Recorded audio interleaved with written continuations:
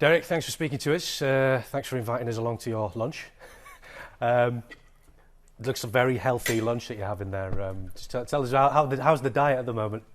Great, man. And this is raw potatoes, and this is cooked cabbage, and this are cooked mushrooms. So it's all going well.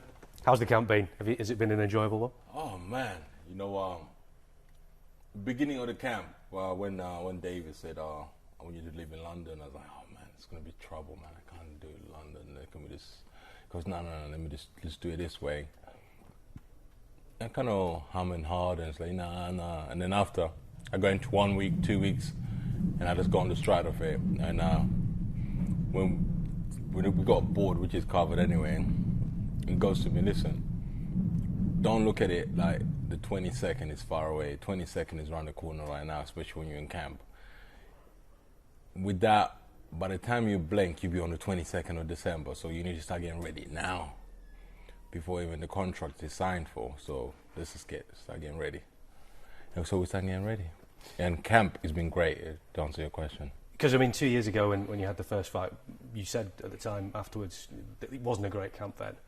How much different is it now to how it was 2 years ago? Oh man, it's been great, man.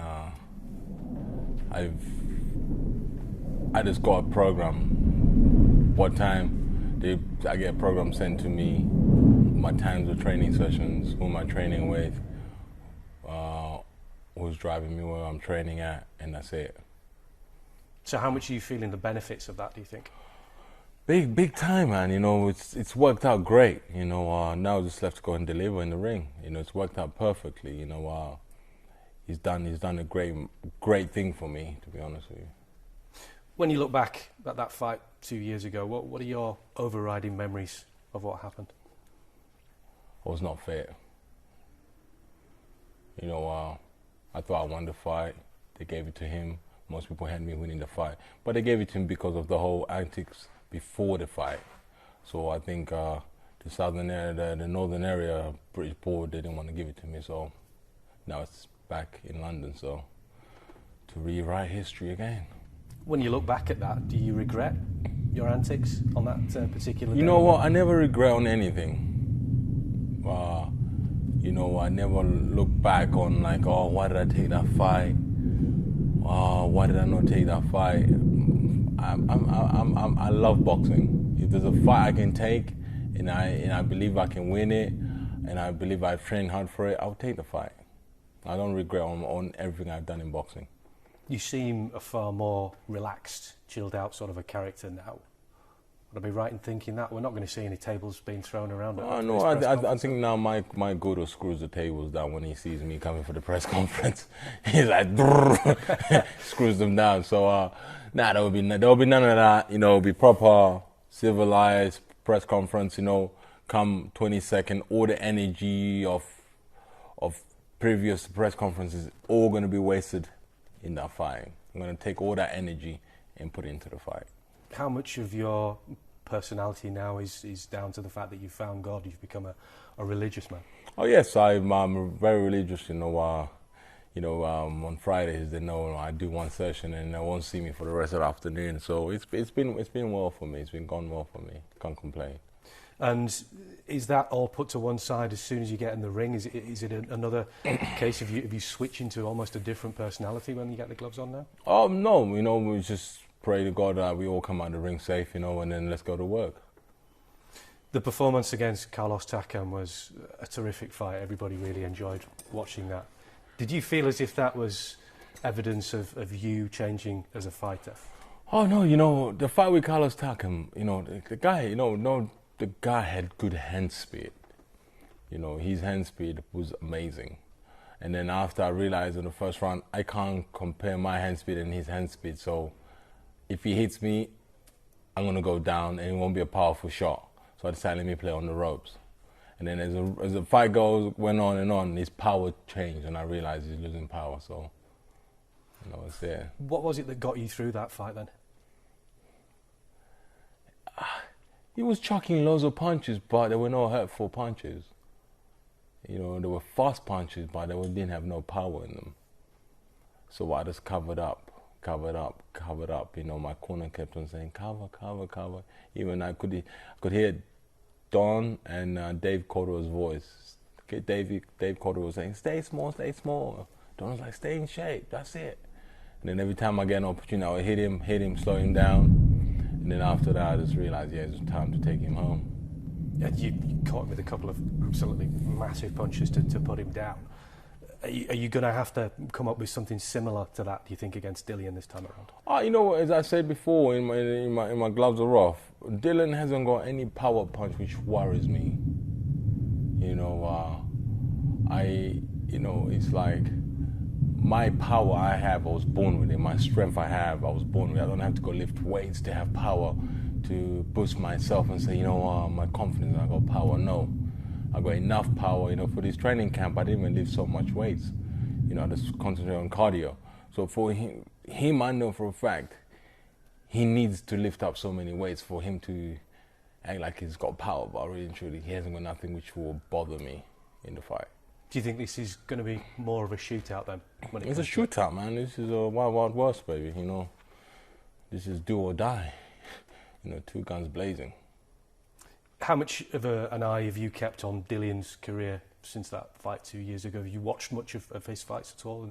Do you think he's developed or changed since that first fight? You know, the only time I watch a boxing fight is when it's on Sky. But I don't go on YouTube and Google and start watching other fighters. If a fight's on Sky, I'll tune in and watch it. If it's a great fight, I'll stay in and watch it. But if it's not, I'll just turn the TV off and just watch other stuff, you know. And then I haven't watched so much about his career anyway. So, but it is what it is. He's done well. I'm not going to knock him down. He's done very well for himself, 100%. He's talked about maybe being a 30, 40% better fighter now than he was then. Do you think he's capable of that? Oh, yeah, he's capable of that. 100%. He's 30, 40 better fighter, you know, 100%. You know, I'm a different beast now. So how much better are you then than you were 2 years ago? I'm going to be more crazy in the ring. It's not about better, it's about how crazy am I going to be in the ring. There's always been this kind of a bit of bad blood between the two of you. Or that's the way it seems anyway. Where does that come from, do you think? I said this before. His first fight with AJ. I said AJ was going to knock him out in the first round because I knew how much power AJ is holding, and then he didn't have any power. And then he didn't like that comment. I'm going to get knocked out by AJ in the first round. And then after I went to his dressing room just to wish him, say, you know, he done well, unlucky. And then he started shouting up, and then he had about 20 of his boys in there, so I just walked out. And that's when it started. He's always had plenty to say about you. I mean, he particularly loves to call you Derek the Donkey. Mm-hmm. I mean, but we both know the donkey's him, not me. That doesn't bother you at all? That don't bother me, man. If we have to just weigh the options up, you know, he's here, and I'm here at the bottom right now, yeah.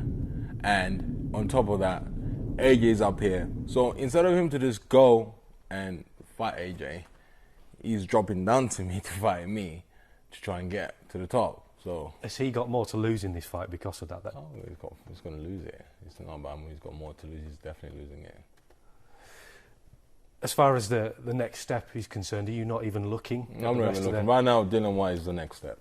What do you make of the heavyweight division as a whole, though, the way things are right now? Listen, it's buzzing. You know, it's buzzing. It's great. You know, you got Gerald Miller, AJ, myself, Dillian. You know, you got George Joyce as well coming up. You know, you got Tyson, Deontay. You know, Brian Jennings. Man, it is buzzing. You know.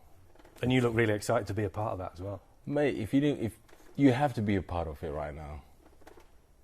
In terms of other fights that might be going around, I mean, we've had Tyson versus Deontay Wilder.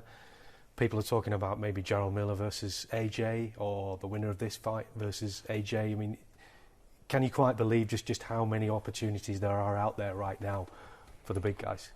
Hey, it's all about what sells, man. You know, it's all about what sells. You know, you have to understand, with the new characters in boxing now, like the fans of boxing, they want to watch real fights. They don't want to see no more a guy, a taxi driver, and he's coming. People will not pay for that. And I think you guys know, as Sky, you know what a pay-per-view is, and you know what's not a pay-per-view. You know, so it's like people have glued up now. They're like, you know what? I'd rather wait for it to come on YouTube. I can watch it later on. So people want real fights to watch now. Pay-per-view, people will get excited for real fights. And the whole mix right now is just buzzing. The fight that you guys delivered 2 years ago was an absolute classic to watch. Do you think we're going to see something similar this time around? Mate, yeah. Even better? It's going to be amazing. It's going to be so mind-blowing, you know. When I say this is like, you know, I'm going to bring hallelujah and amen to the party. And then it's going to go down. You know, it's exciting. I'm so, you don't understand, I'm so chuffed about this fight. You know, I'm buzzing. At the same time, I'm a bit nervous. You keep telling everybody you're a great singer, and then when the microphone comes, and you're like, and you can't sing. So my nerves are like, please give me that energy to go in there and give the fans what they want to see. That's great. Thank you. That'll do for me. Thank you very much.